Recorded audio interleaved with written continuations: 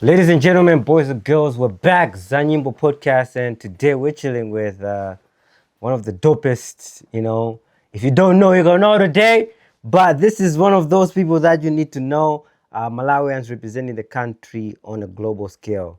I'm with Taya in the studio, an Olympian, right? Yes.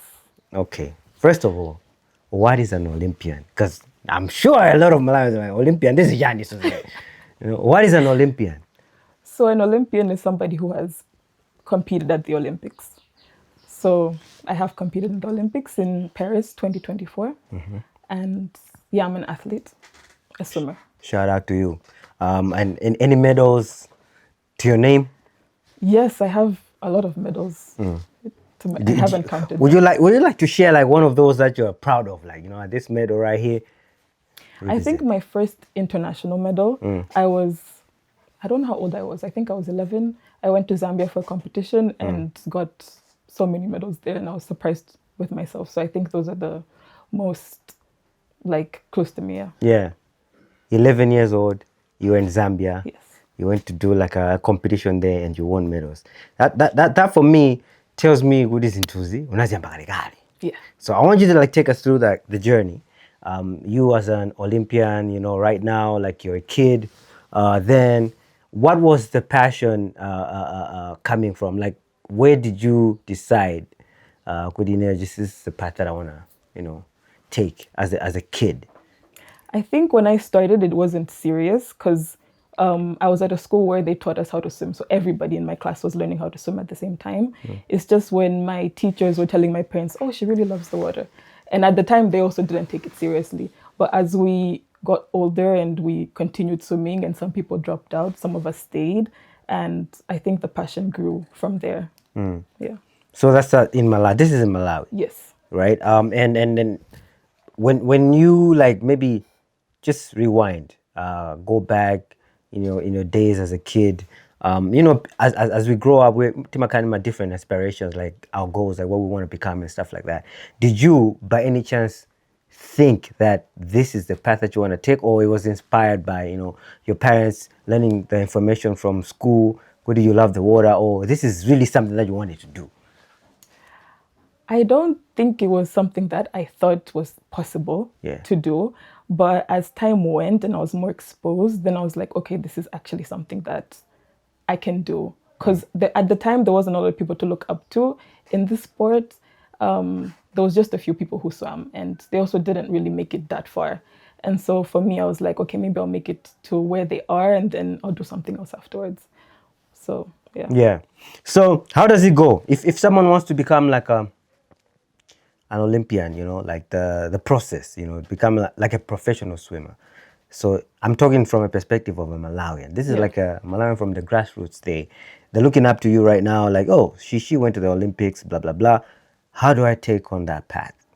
Yeah, so unfortunately, the access is very... You know why I'm really depressed. Unfortunately, so... It's very limited in a sense of the opportunity isn't there for everybody. Yeah. It's if you are in the right place at the right time, you will be able to enter, but not everyone has access to it. So what do you mean by that? Like, okay, access. What kind of access do I need? Basically, you need to be part of a swim team. And swim teams usually are clubs from schools. I don't think there's clubs that are not affiliated to a school. So you need to be part of that. Okay, there is some, but not... Majority of them are part of schools. And so, some people do join that club who are not part of that school, but also they need to pay for it. So it's expensive. It's hard to get into at the beginning. What's the least amount that someone can pay to join a club? Just estimate. Yeah, I think just to add on, it's also when you're training, you need to have a pool. And we have 0 public pools in Malawi. You need to have a pool. So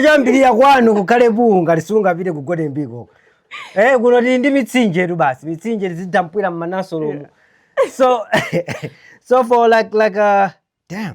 for a Malawian, a young person out there who is willing or wanting so bad to become a professional swimmer, it's really hectic. That's what I'm getting. Yeah, it's hard, but it's not impossible. Yeah. But I think in the future, we do have a swimming pool that's being renovated in a way. I think when that opens, it's going to bring a lot of opportunities for people to come and learn how to swim there or just train there. So before we go there, let me take you back a bit. Like you say, you have to be part of like a swimming team. Yes. At least. If it's not from your school, you can join. You can join for a fee. Yes. And then these are like schools that are, you know, like big schools that we know. Maybe in the Bishop Mackenzie, ABC, Phoenix. You mentioned the other one is what? St. Andrews. St. Andrews, yeah. Yeah. So these schools already have that set up. Yes. Outside of that, you need to make a plan. Yes. Waker. So we're talking about 150,000 at the minimum to go join a swimming team. And now they say I'll go and pick up from the info that I've gathered right now. So coming back to that, like that detail, this is something that I would like to highlight. I think it is also a mandate, government, to make sure for someone who cannot afford to be part of like these, you know, high-end paying schools, because that's part of the infrastructure. Yeah. You need to have access to malunga damino. So I understand there was Griffin Saenda, Kudajina Institute. So how does that come into play in a career you're swimming? Let's just focus on the swimming. Because these are the places that are already there. Yeah. And I want to hear from your end with, okay, how does this play? Because it's part of the infrastructure and it's supposed to be part of like a process you cannot afford these places, can go to Griffin Saenda or Vago Institute to have access to the swimming pools and stuff like that. Yeah, so if these places are government owned, then it should be a public place. So, I mean, other countries have public pools where you go there, you might pay, but it might be a small fee. And it's open to anybody to go and train there, learn how to swim, anything. So with swimming, if you have the pool and you know how to swim, it's easy for you to go and train there. But if you don't have the pool, then that's where the problem comes in. I know those places like Griffin Saenda and the aquatics complex are not really up to par right now, but hey,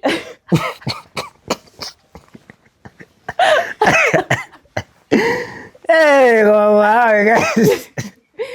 Yeah, I would actually encourage them to finish those things. I think that a lot of opportunities. By now. You know, we had like there was so much like, you know, a stir on Facebook, social media. People were like talking about these things going on. The condition is not as, you know, up to standard as you're saying.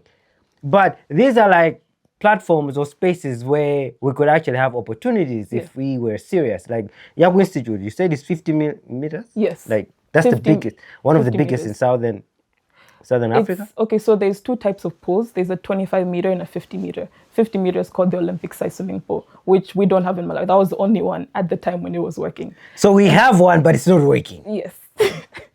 There's actually no water inside it right now. What? And so it was a good infrastructure. When Region 5 came and other countries saw it, they said, wow, this is really good. You guys should host more competitions. But after the Region 5s, then I don't know what happened. So it's not really garden.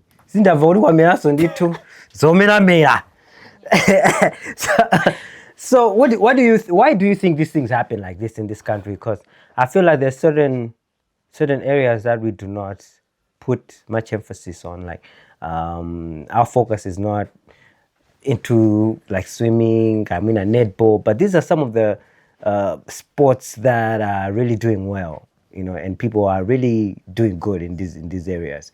Why do you think us as Malawians, Baroka, we don't really take care of these spaces?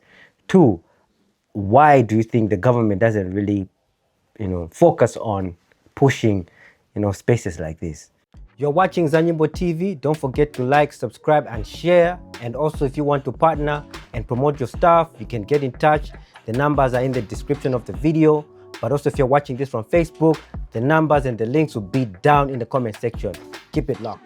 Why the government does not stress on these platforms? Okay. Yeah.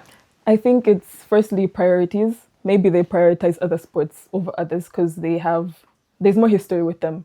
So they're not really ready to take risks with other sports like ours that are just growing. And And also, I think it's, what's the word? Exposure. Yeah. There's not much exposure here to swimmers who have done it before. And so they're like, okay, someone has done it before, so maybe we should invest in this so that other people can do it. Yeah. So I think those are the two things that... Growing up, who were you looking up to? Wafika mina ba level wenage, you understand the game. I'm sure there was someone that you were like, okay, this is my person right now. Who was I think in Malawi, it was Joyce Tafatata. She competed in the 2012 Olympics. And so at the time I was young and all of us were like, oh my gosh, Joyce. And so she was somebody I looked up to.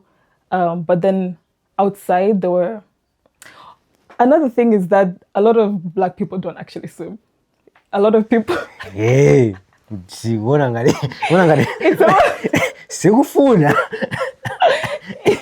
it's like a worldwide concept where even in the States, a lot of people think Black people shouldn't swim. It's not like, water is not a thing for us, So this, like, your aspirations or people that you looked up to were not...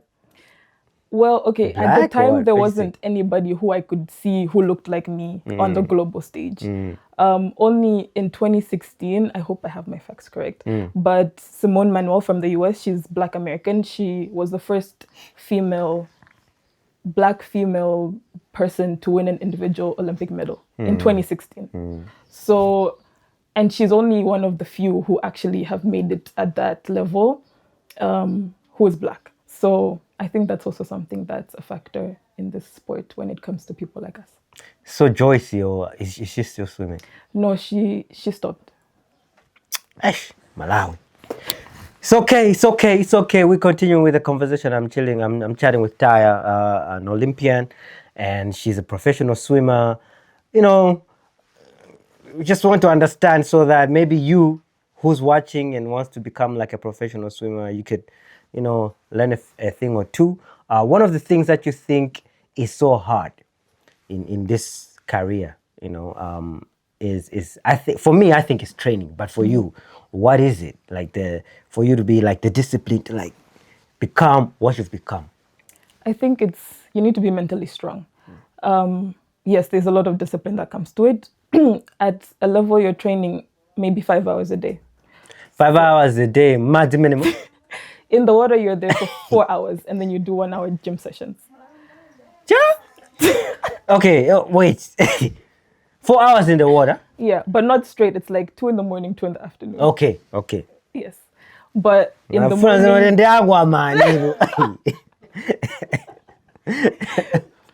Yeah, so like a normal day, okay, for me, a normal day is you train 2 hours in the morning, you do a gym session, and then in the afternoon also you do 2 hours.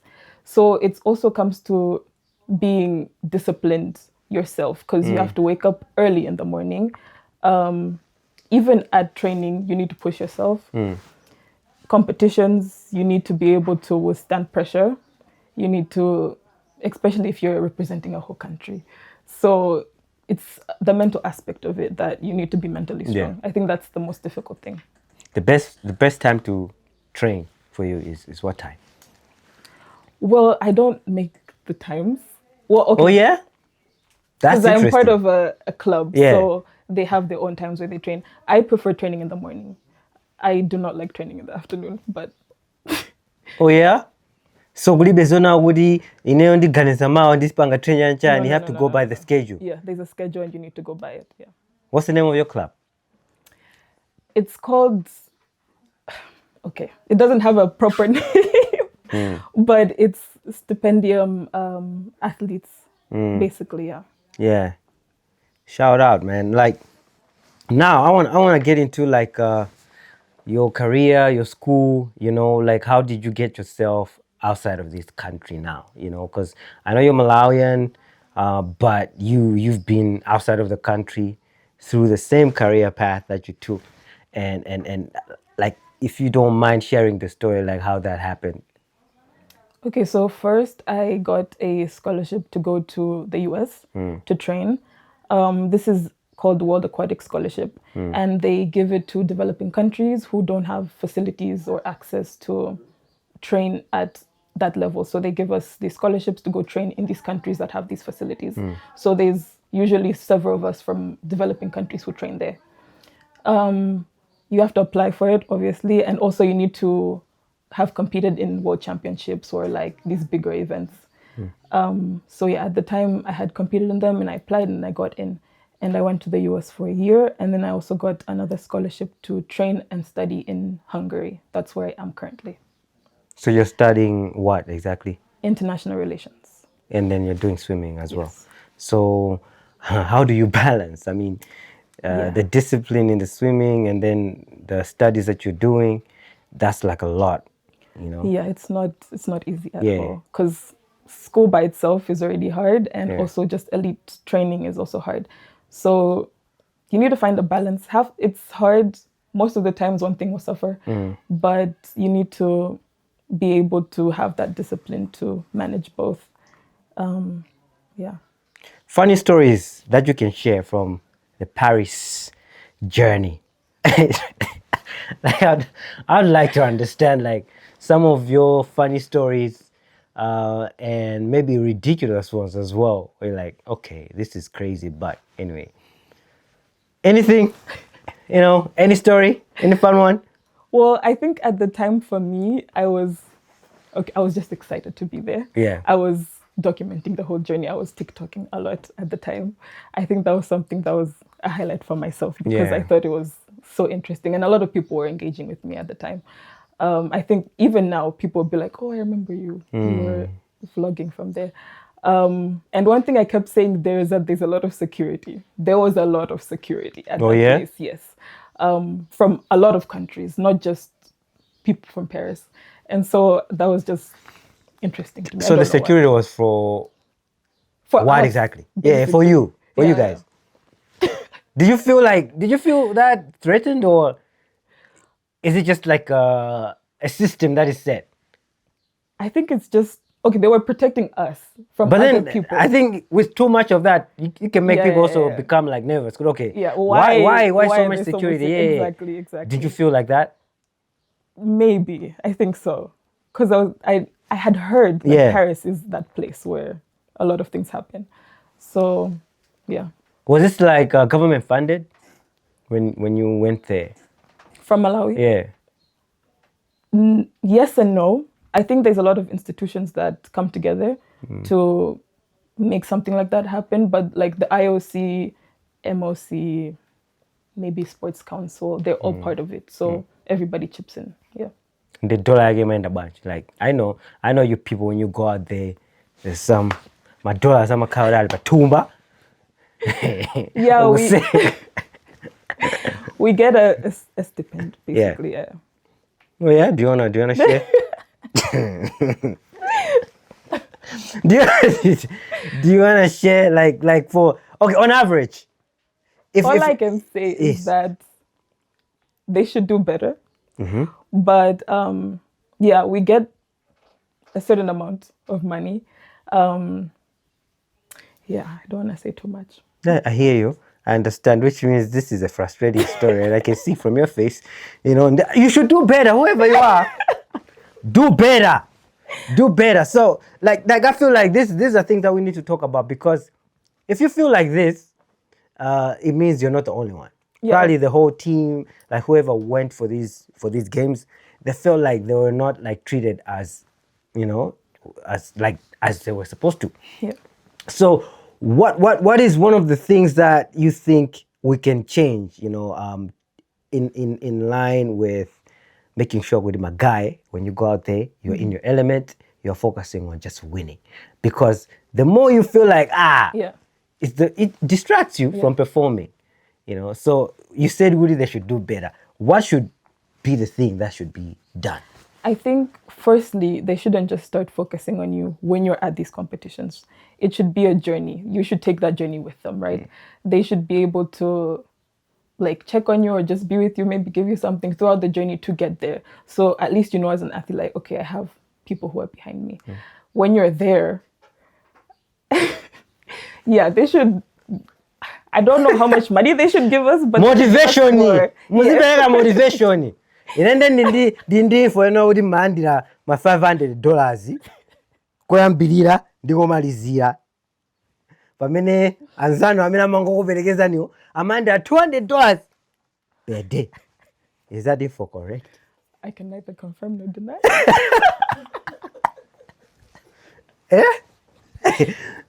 Because ngazi uone nga frustrated yonje means ndekuti munapinjika my guy, you know. And it's really sad. I feel like these are some of the things that we need to like sit down and talk about.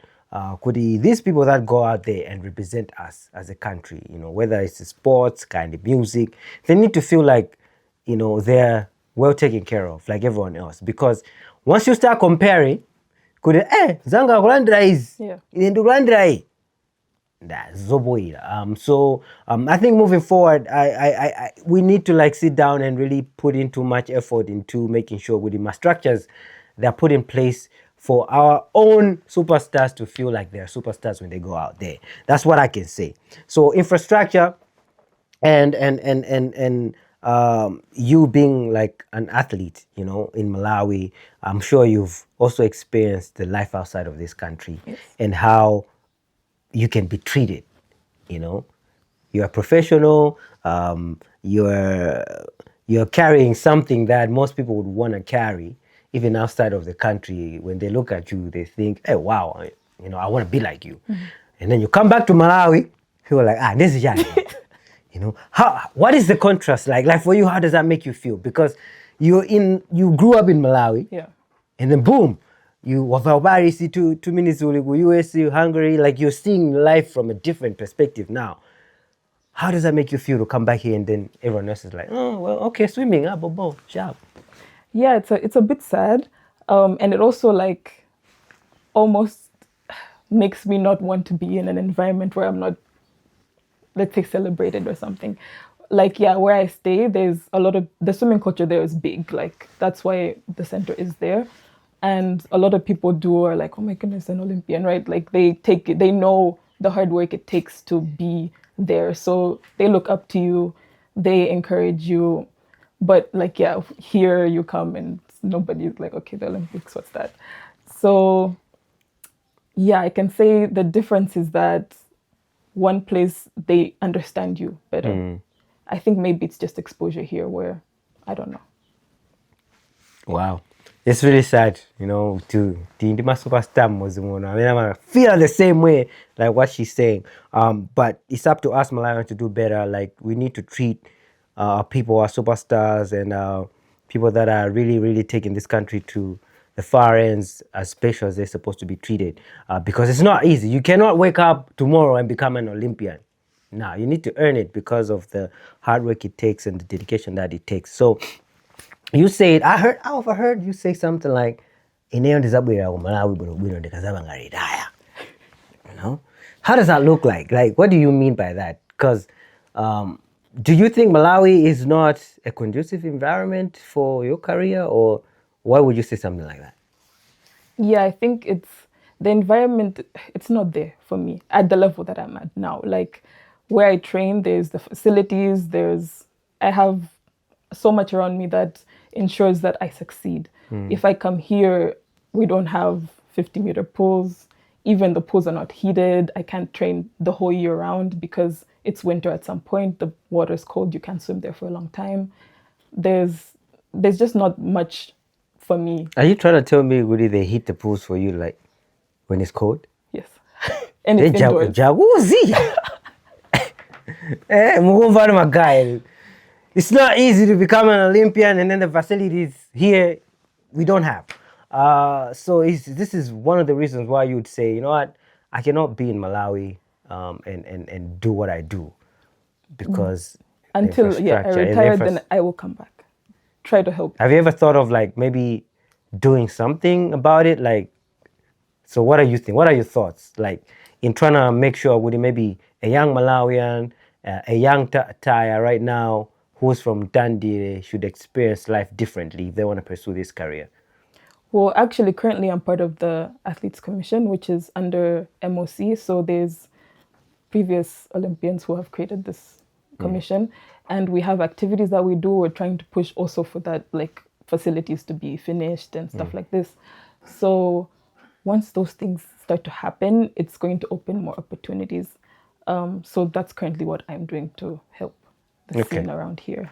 But it's hard because I don't stay here. So. Yeah. And any link ups with like your fellow Malawians that are in the same space with you, maybe trying to do the same thing for the communities and stuff? I mean, yeah, I've talked to a few. It's just most of us are away, so it's hard. But I think in the future we'll be able to come back and try to see where we can help. If you're watching and you want to be part of something that she's doing, please feel free to link up. You can comment. I'm sure she's going to see the comments, but also you can reach out to her and then see where you can help for our fellow young Malawians who are really good at swimming to like maybe also pursue the same career, because these are now careers. Don't overlook the potential that they have. So we're looking at the contrast between a young Malawian who's coming from a place like maybe Kunkarabe Island. They are really good swimmers there, but they're self-taught. They're not swimming by the rules, yani. How does that, if someone like that would hear an advice from you, what would it be? Let's start from there. I think especially from these kids who are in the lake shores, they would be good at open water. So there's pool swimming and then there's open water swimming. So open water is like rivers, seas, lakes, and they swim in the lake. So there's hope.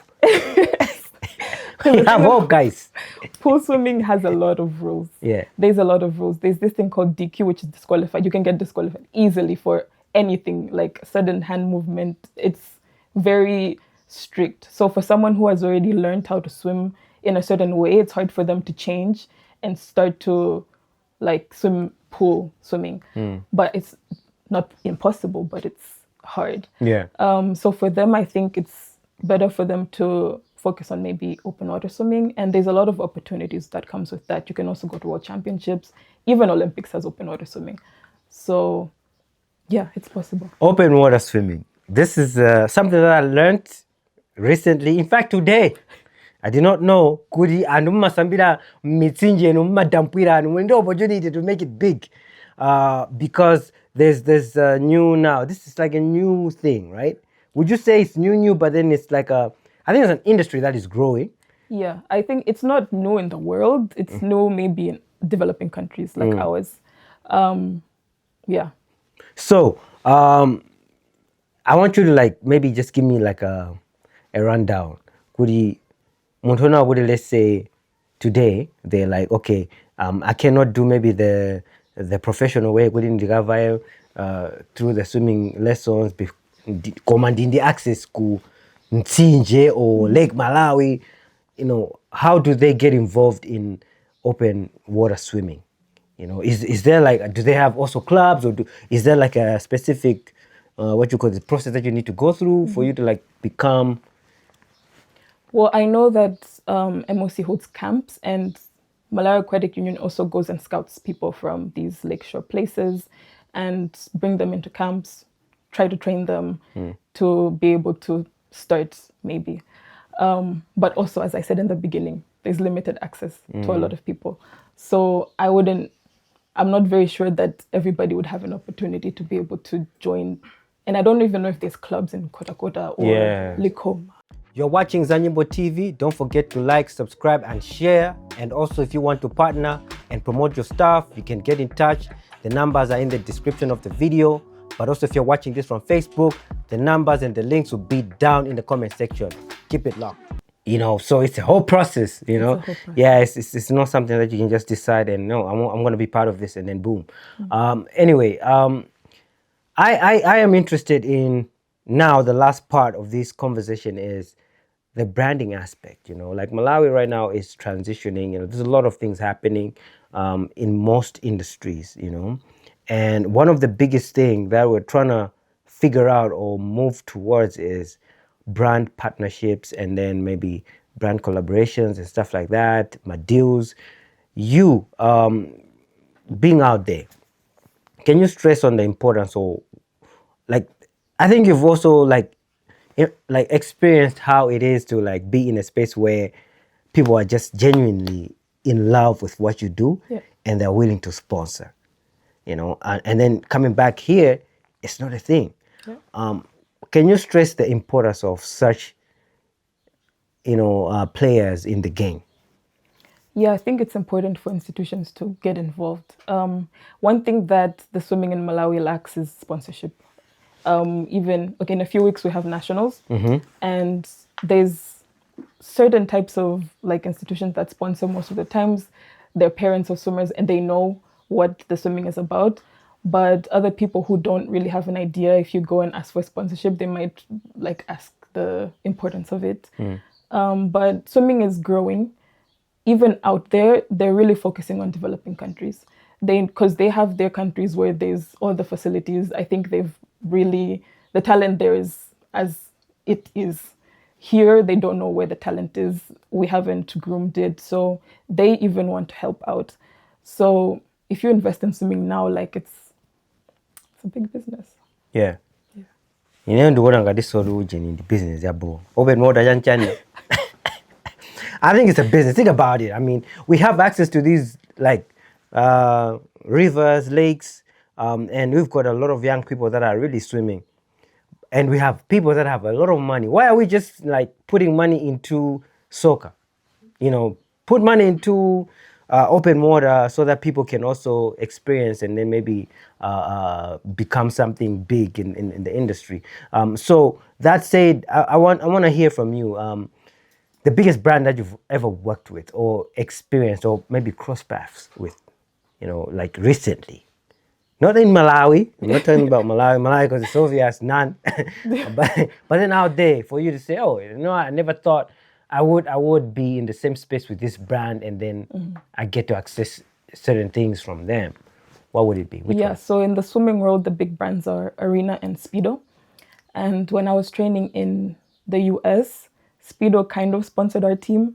So we would get free suits for competitions and all that stuff. It was crazy for me because I was like, I never thought I'd be able to have this opportunity to be sponsored by Speedo somehow. Yeah. Samsung. I know you've got a Samsung thing. Okay.